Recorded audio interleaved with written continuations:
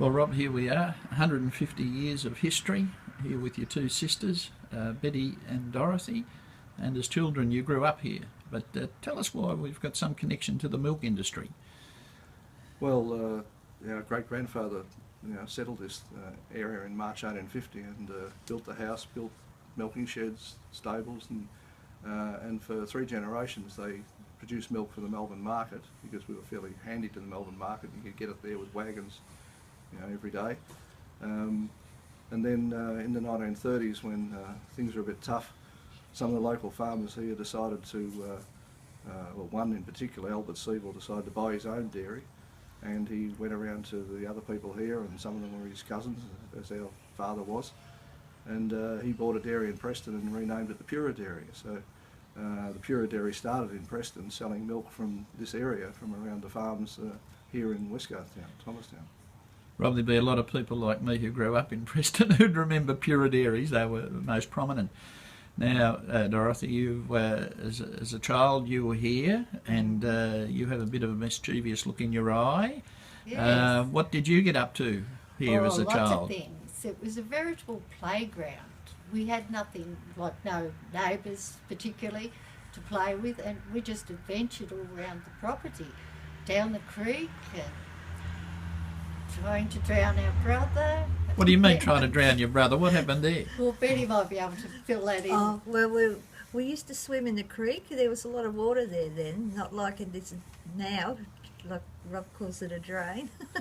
But we used to play there all the time, and one time Rob was standing on the rock and he slipped in, and I thought, oh, where's Rob gone? And he was under the water, so I had to get in and fish him out, or it would be nowhere of Rob. I was only about 2 or 3. But, Yeah. Yeah. But I can still remember going under and all the bubbles and things, and Betty pulling me out. Yeah.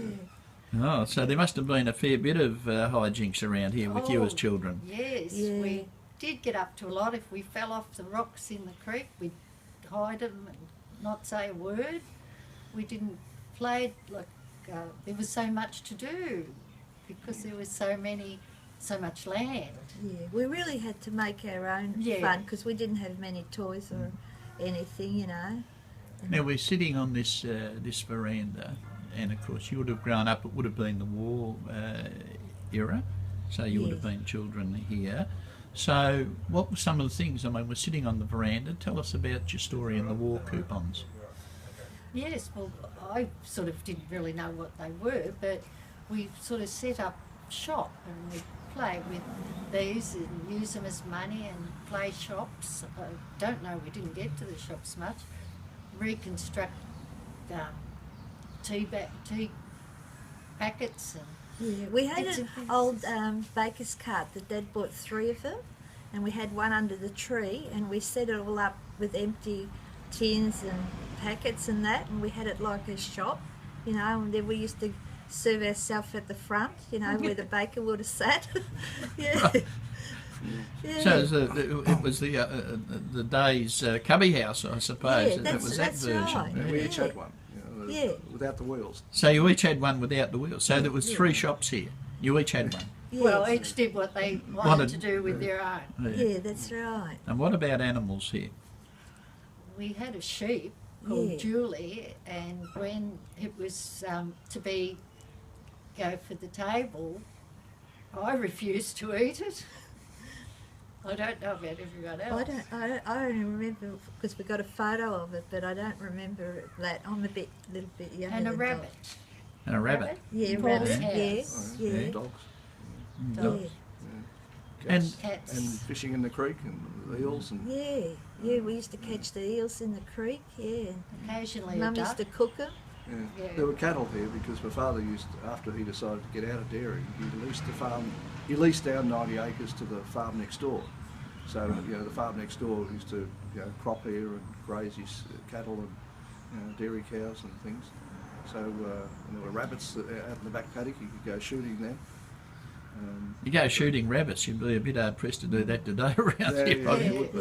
But Yeah, I remember Uncle Morris, our uncle, he used to say if you get close enough and you put salt on the tail, you'll be able to catch him. But it wasn't until after I got older I thought, geez, if we got that close, we'd be able to catch him anyway without putting salt on the tail. Yeah. Now today you look at this house. We're sitting here. You look at the house. You must have a sense of pride about it when you walk through it. And in a little time we'll have a look at some of the interiors, but it's really stood the test of time, hasn't it? Yes. They must have built them pretty well. Yes. Well, you can see how thick the walls are when you look at the window ledges and all the houses. There's 5 surviving houses around in this sort of square mile, and you know they have survived fairly well. The one casualty was there used to be a bake oven in what was the old kitchen in the middle room, and my mother remembers that in the 1930s she was sleeping one night and she heard this roar and it was a rumble and the whole wall fell down. So that had to be repaired, but it was repaired, but we don't have the bake oven anymore. But in the early days they had to make their own bread, so there was a bake oven in the kitchen. Now the one funny thing about this house is in our houses today we all have hallways. And I've just noticed there's no hallway here. No. How was that? What was that like when you were a kid? You had no hallway to run up and down. You had to run from room to room. Yes, and no privacy really either. No. Because you walk through every room. Well, you couldn't sneak away on your computer in those days, could you? But actually it was all right because it just went straight through. Yeah. You know, you didn't have to go through, you know, round and around. Yeah. It gives you a much better sense of space, because if there was a hallway, the rooms would all be much smaller and they're much more light and bright by having no hallways. We didn't stay up late either. We had no electricity until 1965. 1965, Yeah. before you had electricity. 66, I think it was. 66. Yeah, Yeah. when the Yeah. twins were born. Yeah. Yeah. Right. Yeah. So, you know, what happened I there? studied by the light of a candle and a Tilly lamp or a hurricane lamp. And what schools did you go to? I went to Marylands High. Yeah. I went to Thomastown Primary, which was very tiny then Yeah. those days. Yeah. What about you, Rob? You know, well, we all went to Thomastown Primary School, Yeah. and then I think when Dot left, she had to go to Reservoir High School because that was the nearest high school. But by the time Betty and I went, we went to Marylands High School. Yeah. Although at some stage Betty had to go all the way down to Collingwood where they were first setting up. Because there wasn't Clifton enough. Hill, was it? Clifton Hill, yeah. And the father used to say that he used to bank, and he used to bank at Northcote, and then he used to bank with the Commercial Bank of Australia, which was in those days was the CBA. Now it's CBA is a different one. But he used to have, the bank used to be at Northcote, then they moved to Thornbury, so he moved to Thornbury, and then they moved to Preston, then they moved to Reservoir, then they moved to Thomastown. And he kept getting closer and closer to home because they used to have to do all their shopping down at Northcote and Preston, you know, back in the 30s, 40s and 50s, and then gradually the shops sort of came out this way in the services. But yeah, I went to Marylands and Betty went to Marylands. But it was hard when we were children because we had to walk all the way to Thomastown, you know, on the dirt road and all that, you know, in the rain, hail and shine and there. And one time this old lady, she lent us a raincoat for Dot and me because we were drenched.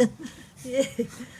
But, yeah, good memories. Yeah. There's always a sense of history though, because to get to Thomastown and go to school, you had to go down past other old houses, you had to go past the cemetery, you had to go past the Over church, the bridge, over yeah. the bridge, over the creek, and then off down the dirt road. And sometimes my bike, the dirt was so sort of black mud, and the roads were so muddy that the wheels would get caught under the mud guards. There was so much mud and stuff. And but we used to have floods here, and sometimes if I would walk to school, I didn't take my bike, and I'd come home and I'd often walk through the paddocks and then across the creek. And one night I forgot that it had been raining and I couldn't get across the creek just down here because it was all flooded. So I didn't want to walk all the way back to the cemetery and around again. It was another mile probably to go that way. So I took my shoes off and threw them over. One of the shoes didn't make it, and it went into the creek. So then I had to walk all the way around. But then I went down, I found my shoe, it was wedged in behind a rock. But, Well, you did better than me Yeah. because when I tried to get across down there, you dropped the shoes. I dropped my shoe and I couldn't find it.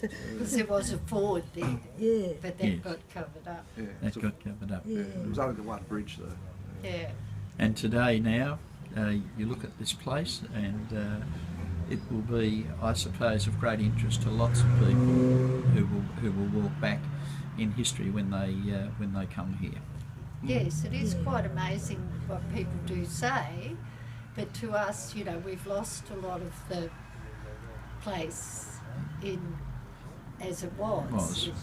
But there's still a very there's still a very strong feeling of the history here with even the sheds out the back. And I notice that there's the round area where the horse used to walk to actually power. What was that? Powering the milk machines? Grind the corn up. Well, the chaff cutters and things, and certainly used to do chaff, I think, but they just walk round and round and round. Power, whether it was I don't think it was anything too elaborate, but it would have been probably just cutting up feed for the cattle. And it might have been in the very earliest days, it might have been to grind wheat or corn, but they wouldn't have grown wheat for very long, because as soon as they went into dairying, you know, they needed to feed the cows, so they probably were cutting feed for the cows and the horses. I'd like to thank the three of you for a nice walk down memory lane here of this beautiful property, and we look forward to seeing you soon. Yeah, thanks, Ron. Thank you, Ron.